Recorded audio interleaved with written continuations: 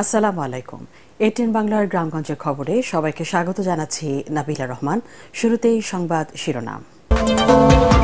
উপজেলা পরিষদের দ্বিতীয় ধাপে নির্বাচনে ভোটের হার বাড়বে, খুলনায় নির্বাচন কমিশনার রাশেদা সুলতানা।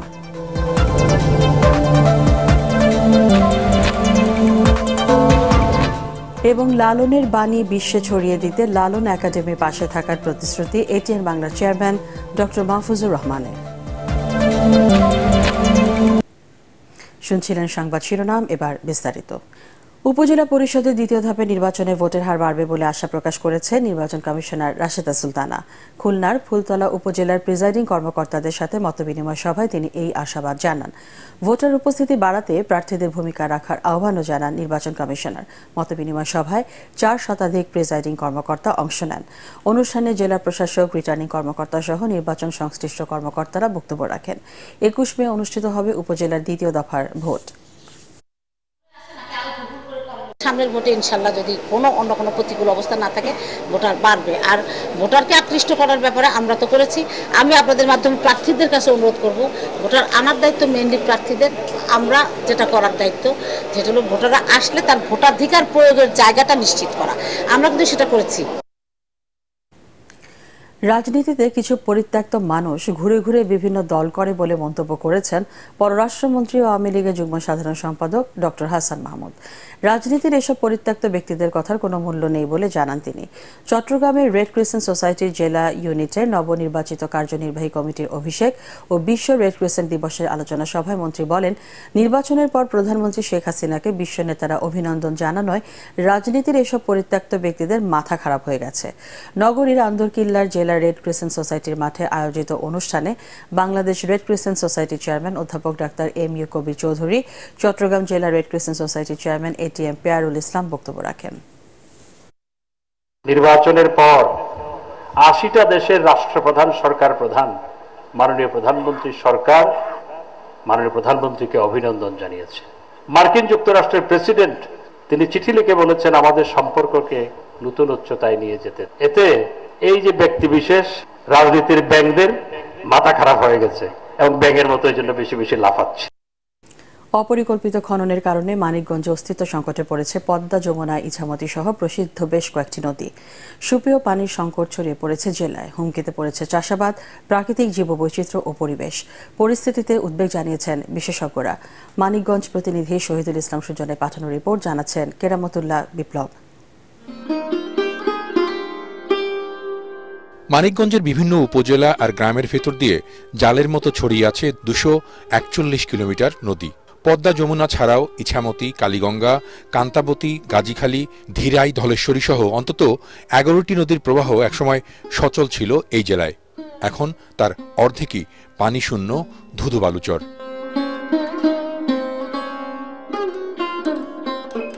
অপরিকল্পিত খনন, দখল আর দূষণে শুকনো মৌসুম শুরুর আগেই মানিকগঞ্জের বিভিন্ন পয়েন্টে অন্তত 8টি নদীর পানি অস্বাভাবিকভাবে শুকিয়ে যাচ্ছে। আবাদের জমিতে সেচের পানিও দিতে পারছেন না নদী তীরের বাসিন্দারা। অনেক এলাকায় নদীর মধ্যে কুয়া খুঁড়ে খাবার পানি সংগ্রহ করছেন স্থানীয়রা। নদীর এই দুর্দশার জন্য বালু ব্যবসায়ীদের অবৈধ বাণিজ্যকেও দায়ী করছেন অনেকে। জমির মধ্যে হাজার হাজার মন ধান হইতো এই নদী, এই জায়গাটা, এই জমির মধ্যে। তারপরে আবার এই জমিটার ভিতরে আবার হলো অনেক ভুট্টা হইতো, তামাক হইতো, বহুত ধরনের মাছ হচ্ছিল। সে মাছ মনে করেন বিষাক্ত পানিতে মারা যায়। বালু ভরাট হয়ে পানি শুকিয়ে মানিকগঞ্জে এরই মধ্যে অস্তিত্ব হারিয়েছে মনোলোখানি, খিরাই, মন্দা, ভুবনেশ্বরী নদী। ধলেশ্বরী আর কালীগঙ্গার অবস্থাও করুণ। পুরনো পেশা ছেড়ে বেকার হয়েছেন এসব নদী তীরের লাখো মানুষ। কিন্তু স্টিমার চলতে চলতে পারতো না, এরকম ধার ছিল নদী, এরকম ছিল আর কি। মানিকগঞ্জে 3টি বড় বড় রাইন কারখানা আছে। ঢাকার তরা সেতু, কালীগঙ্গা নদীর দূষণ না হয় তার জন্য জয়েন করার পর থেকে তাদের সাথে মতবিনিময় করেছি এবং সময় সময় বিভিন্ন অভিযোগের প্রেক্ষিতে তাদের নোটিশ দিয়েছি এবং অব্যাহত আমাদের নোটিশ প্রদান করে যাতে দূষণ না করে। তবে প্রকৃতি ও পরিবেশ বাঁচাতে শিগগিরই মানিকগঞ্জে নদী খনন প্রকল্প শুরুর কথা জানালেন সরকারি কর্মকর্তারা। প্রথম পর্যায়ে যে খালগুলি পুনঃখনন করেছি সেগুলার পুনরায় আমরা মেইনটেনেন্স, ড্রেজিং করব এবং নতুন করে প্রতিটি উপজেলা আরো 5টি করে খাল আমরা পুনঃখনন কার্যক্রম করব। সরকারি ঘোষণার এসব প্রকল্প যত দ্রুত সম্ভব শুরুর দাবি জানিয়েছেন স্থানীয়রা। Bureau report, ATN Bangla. অবশেষে প্রাণ ফিরে পাচ্ছে রংপুরের ঐতিহ্যবাহী শ্যামা সুন্দরী খাল। নতুন করে খাল খনন সহ দূষণ রোধে জনসচেতনতা বাড়ানোর উদ্যোগ নিয়েছে সিটি কর্পোরেশন। খালের 5 কিলোমিটার পরিষ্কার পরিচ্ছন্ন করা সহ শ্যামা সুন্দরী পুনরুজ্জীবন ও সচল রাখার উদ্যোগ শুরু হয়েছে আজ সকালে শেখ রাসেল স্টেডিয়ামে কার্যক্রমের উদ্বোধন করেন সিটি মেয়র মোস্তাফিজুর রহমান মোস্তফা, রংপুর বিভাগীয় কমিশনার জাকির হোসেন ও metropolitan police commissioner Mohammad Moniruzzaman সহ অন্যান্যরা এ সময় উপস্থিত ছিলেন। খালটির সৌন্দর্য ফিরিয়ে আনতে স্বেচ্ছাসেবী যুব সংগঠন বিডি ক্লিন ও সিটি কর্পোরেশনের 1000-এরও বেশি স্বেচ্ছাসেবী অংশ নিচ্ছে। 1890 সালে 16 কিলোমিটার দীর্ঘ এ খালটি খনন করেন রংপুর পৌরসভার তৎকালীন চেয়ারম্যান ডিমলার রাজা জানকী বল্লম সেন। পরে তার মা শ্যামা সুন্দরী দেবী নামে এর নামকরণ করা হয়। ট্রেনে আম পরিবহন করে ভোক্তাদের কাছে পৌঁছাতে সব প্রস্তুতি নিয়েছে রেল কর্তৃপক্ষ। আগামী 10 জুন চাঁপাইনবাবগঞ্জ ও রাজশাহী থেকে বিশেষ ট্রেনে আম পরিবহন শুরু হবে। এছাড়াও বিভিন্ন ট্রেনের লাগেজ ভ্যানে আম পরিবহনের ব্যবস্থা রাখা হয়েছে। রাজশাহীতে আম পরিবহন সংক্রান্ত এক সেমিনারে রেলমন্ত্রী জিল্লুর হাকিম এসব কথা বলেন। রেল সেবাকে আরও গণমুখী করতে দেশের বেশ কিছু অঞ্চল রেল নেটওয়ার্কের আওতায় আনা হচ্ছে বলেও জানান মন্ত্রী। সংসদ সদস্য শফিকুর রহমান বাদশাহ, সংসদ সদস্য আবুল কালাম ও রেল মন্ত্রণালয়ের সচিব ডক্টর হুমায়ুন কবির সহ অন্যান্যরা সেমিনারে উপস্থিত ছিলেন।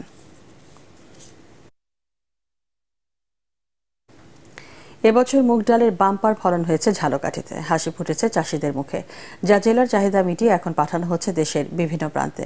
ঝালকাঠির প্রতিনিধি HM নাসির উদ্দিনের রিপোর্ট, জানাচ্ছেন আশিকুর রহমান। দক্ষিণের জেলা ঝালকাঠিতে দিন দিন জনপ্রিয় হয়ে উঠছে মুগ ডাল। বেশি জমিতে আবাদ করে লাভবান হচ্ছেন কৃষকরা, কম খরচ, আয়ও ভালো। তাই মুগ ডাল চাষে আগ্রহী হচ্ছেন নতুন কৃষকরাও। জেলার পতিত জমিতে বাড়ি মুগ 6 ও 14 জাতের আবাদ হয়েছে বেশি। এর ফলন ভালো, স্বাদও বেশি। আবাদের মুগ ডাল ক্ষেত থেকে তুলতে পুরুষদের পাশাপাশি বিভিন্ন গ্রামে শ্রম দিচ্ছেন নারীরাও। ফলনটা খুব ভালো হয়েছে, তার জন্য আশেপাশে কৃষক আমাদের সাথে এই আগামীতে এই চাষ করবে করে খুব আগ্রহ তারা। আমরা মুগ ডাল চাষ করার জন্য খুব আগ্রহী, আর চাষ করতেছি সাথে কর জায়গায় আমাদের ফলন খুব ভালো হয়েছে। এবছর মুগ ডাল চাষ করেছি, ভালো ফলন হয়েছে। আগামী ইনশাআল্লাহ আবারও চাষ করব। নতুন জাতের মুগ ডাল চাষে কৃষকদের নিয়মিত পরামর্শ ও প্রশিক্ষণ দেওয়ার কারণে ঝালকাঠিতে এ শস্যের ফলন বেশি হচ্ছে বলে মনে করছেন কৃষি কর্মকর্তারা।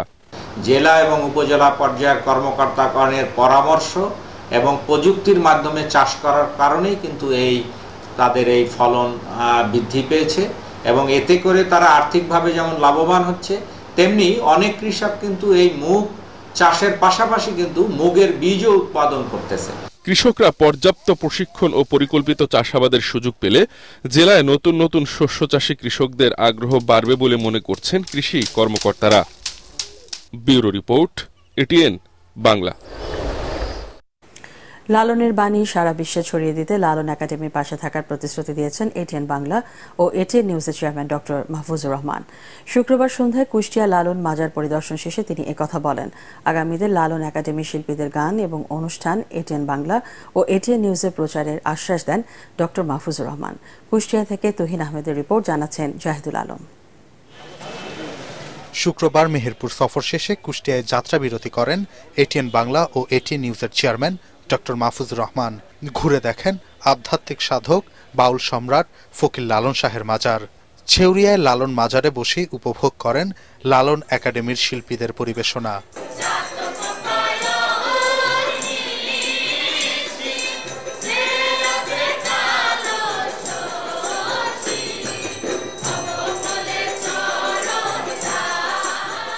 ব্যস্ততার কারণে এর আগে কখনোই লালন শাহের মাজার পরিদর্শনে আসার সুযোগ হয়নি উল্লেখ করে স্বল্প সময়ের মধ্যে বাউল সম্রাটের গান পরিবেশনের জন্য শিল্পীদের ধন্যবাদ জানান ডক্টর মাহফুজুর রহমান। আমি বহুবার চেষ্টা করছিলাম যে আসবো, কিন্তু এর আগে আসা হয় নাই। তাও আজকে আমার বেশ ভালো লাগলো, এত অল্প সময়ের ভিতরে আপনারা যে পারফর্ম করলেন, দেখালেন, আমার খুব ভালো লাগছে। এ সময় লালনের বাণী সারা বিশ্বে ছড়িয়ে দিতে লালন একাডেমির শিল্পী ও কলাকুশলীদের পাশে থাকার প্রতিশ্রুতি দেন তিনি। আপনারা যদি লালনের কিছু প্রোগ্রাম যদি করতে চান, আমি এটিএন বাংলায় আপনাদের প্রোগ্রাম করাই দেব। যেটা যদি বলেন যে এখানেই শুটিং করবেন, এখানে করবেন, আমরা দল লোক পাঠাই দিব, অথবা আপনারা যদি কষ্ট করে আমাদের ঢাকার স্টুডিওতে আসেন, আমি আপনাদের জন্য প্রোগ্রাম সেট করবো। যদি চান মাঝে মধ্যে এরকম প্রোগ্রাম করতে, শুধু একদিন না, মাঝে মাঝে, কারণ পুরো বাংলাদেশ ব্যাপী লালনের অনেক ভক্ত। উপমহাদেশের প্রখ্যাত সাধক বাউল সম্রাট ফকির লালন শাহের মাজারে ডক্টর মাহফুজুর রহমানের সাথে ছিলেন তার সহধর্মিণী নাহিদ রহমান, এটিএন নিউজের নির্বাহী পরিচালক মোশাররফ হোসেন এবং তার স্ত্রী। তাদের উপস্থিতিতে আবেগে আপ্লুত হন লালন একাডেমির শিল্পী ও কলাকুশলীরা। Bureau report, ATN Bangla. প্রায় 41 কোটি টাকা ব্যয় বরিশাল নগরীর 21টি সড়ক ও 16টি ড্রেনের নির্মাণ কাজ শুরু হয়েছে। প্রধানমন্ত্রীর বিশেষ বরাদ্দের অর্থে এই প্রকল্প বাস্তবায়ন হচ্ছে। দুপুরে নির্মাণ কাজের উদ্বোধন করেন সিটি মেয়র আবুল খায়ের আবদুল্লাহ খোকন শেরনিয়াবাদ। 41 কোটি 53 লাখ টাকা ব্যয়ে এসব সড়ক ও ড্রেনের নির্মাণ কাজ শেষ হলে নগরী যোগাযোগ ব্যবস্থা সহজ ও জলাবদ্ধতা কিছুটা হলেও নিরসন হবে বলে আশা করেন সংশ্লিষ্টরা।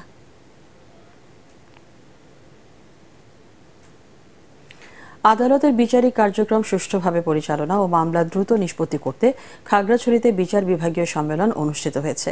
সকালে জেলা জজ কার্যালয়ে অনুষ্ঠিত সম্মেলনে সভাপতিত্ব করেন খাগড়াছড়ি সিনিয়র জেলা ও দায়রা জজ আব্দুল্লাহ আল মামুন। অন্যান্যের মধ্যে বক্তব্য রাখেন অতিরিক্ত জেলা প্রশাসক নজরুল ইসলাম, সেনাবাহিনীর রিজিয়ন প্রতিনিধি মেজর মোহাম্মদ জাবের, অতিরিক্ত পুলিশ সুপার জসিম উদ্দিন ও জেলা বার অ্যাসোসিয়েশনের সভাপতি আশুতোষ চাকমা। বিচারক ও বিজিবি প্রতিনিধি সহ জেলার সকল থানার ভারপ্রাপ্ত কর্মকর্তারাও সম্মেলনে উপস্থিত ছিলেন।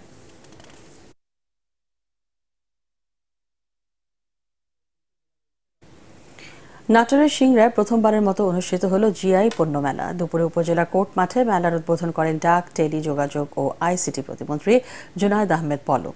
ঐতিহ্যবাহী আঞ্চলিক এসব পণ্যের পরিচিতি ঘটাতে ডিজিটাল পল্লী স্মার্ট ভিলেজ এক্সপোর মাধ্যমে দিনব্যাপী এ মেলা অনুষ্ঠিত হয়। মেলায় বিভিন্ন জেলার 25টি প্রতিষ্ঠান তাদের স্টল স্থাপন করে। মেলায় রংপুরের শতরঞ্জি, বগুড়ার দই, নাটোরের কাঁচাগোল্লা, রাজশাহীর মিষ্টি পান, পোড়াবাড়ির চমচম, তাঁতের শাড়ি, জামদানি, দিনাজপুরের কাটারি ভোগচাল, মুক্তাগাছার মন্ডা, যশোরের খেজুরের গুড়, বিজয়পুরের সাদামাটি সহ 31টি জিআই পণ্যের মধ্যে 20টি প্রদর্শিত হয়।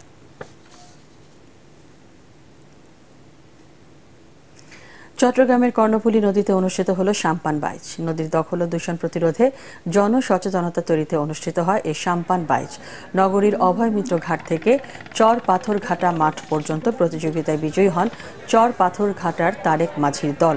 দ্বিতীয় ও তৃতীয় স্থান অধিকার করে ইসমতুল্লাহ শাহ এবং মতিয়াল্লি শাহর দল। এ উপলক্ষে আয়োজিত অনুষ্ঠানে চট্টগ্রামের জেলা প্রশাসক আবুল বাশার, মোহাম্মদ ফখরুজ্জামান, জেলা পরিষদ চেয়ারম্যান এটিএম পেয়ারুল ইসলাম এবং সাম্পান খেলা ও চাঁদগাইয়া সাংস্কৃতিক মেলা আয়োজক কমিটির চেয়ারম্যান হায়দার আলী রনি বক্তব্য রাখেন। পরে বিজয়ীদের হাতে পুরস্কার তুলে দেন অতিথিরা।